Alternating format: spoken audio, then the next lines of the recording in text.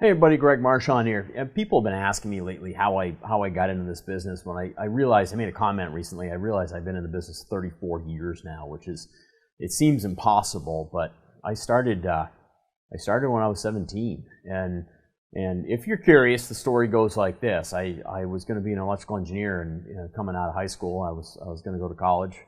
I'd been accepted at a number of electrical engineering programs, and life happens. When you're 17, life happens fast sometimes. And my parents were living 3,000 miles away from me, and my mom and I got in a little tiff after graduation, and she made some comments that I didn't appreciate. In my impetuous youth, I decided I was going to do something about it, and so I borrowed mom's credit card and bought a plane ticket from Arizona back to Vermont, and put $120 cash in my pocket, packed 3 suitcases. That were my grandparents' suitcases. They were pretty ancient even back then.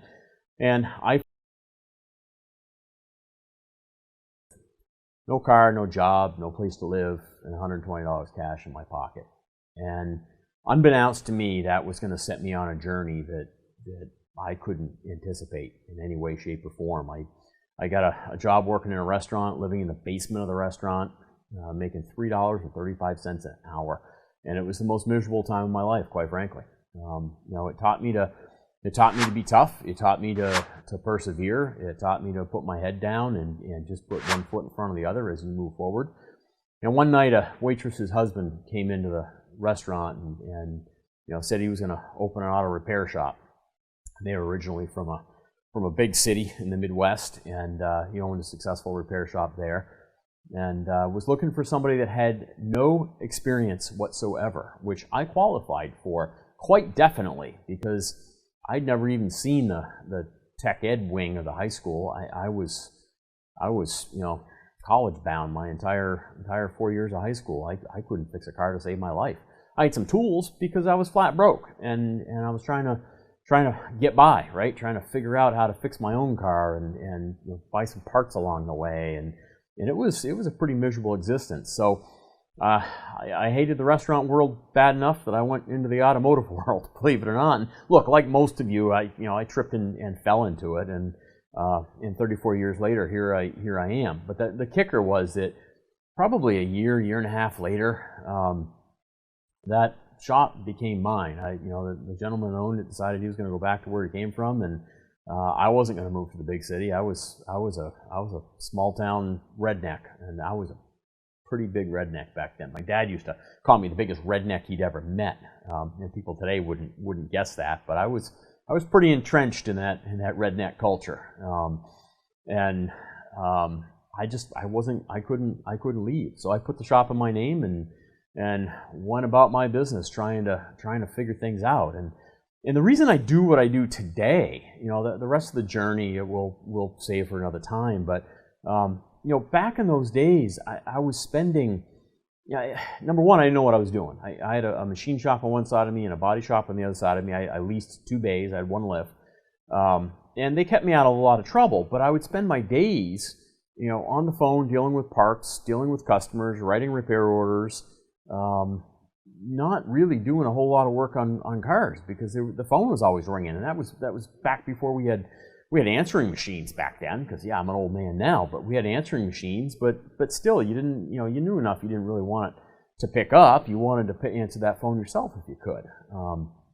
And so during the day, I spent a lot of time dealing with people, and then at night I would work on cars, and that was a 7-day-a-week thing, right? Because you'd leave the shop at midnight, 1 in the morning, try to go home and get some sleep, and then you had to be back there at 7 a.m. the next day, and there was usually somebody waiting for me when I got there. It was painful. And after doing that for a couple of years, I finally decided college was an easy out, and I just closed the doors and I walked away. But that experience really impressed upon me that you can, whether you're a good mechanic or not a good mechanic, and I wasn't back then. I certainly wasn't. I didn't know what I was doing. I was learning. I was good with some things, but diagnostics I'd never had. I was floundering. Honestly, I was floundering. But whether you're a good mechanic or a not so good mechanic, when you end up with a repair shop, it's a whole different world. And so I hope to use this channel to help those of you that are, were, and may still be like me back then, help you learn to grow into that business role. Because my journey from college took me through the dealership world, where I learned to be a production technician, I learned to be a service advisor, I was a shop foreman for a while, and all in the span of 5 years. I was moving fast at that point. And then I went and taught college for a brief 1 year before Toyota grabbed me at the regional level, and they kept me for about 15 years. I did a couple of tours of duty with them at the corporate level as a factory troubleshooter and a factory trainer. And so a lot of what I know now, I learned from Toyota. I learned from Toyota's business practices. I learned from 70 of the best people that I know that manage businesses. And all the people that I met along the way, and I just learned. I'm a learner.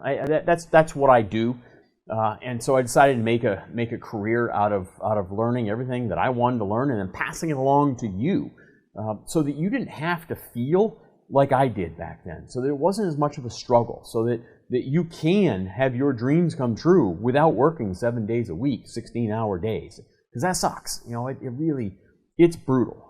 But I just wanted to put out there where I came from, so that you kind of understand what my background way back in the dark days were, and why I do what I do. All right. So subscribe to the channel if you haven't yet. Subscribe. We're going to try to put out 1 or 2 videos a week. And by the way, there's 2 channels. There's a channel focused on the automotive service industry, and then there's a more personal channel that's more focused on the trials and tribulations of everyday life and everyday business. So find me out there, Greg Marchand, the Repair Shop Rescue, and the other one is, I think, just I don't remember the name of the other one. Just go search YouTube for Greg Marchand. You'll find both channels. Subscribe to both of them, and we're gonna try to put out videos once, twice a week, and just give you guys something to think about, and maybe we'll do some live streams along the way. All right, keep up the great work, and never, ever, ever stop learning.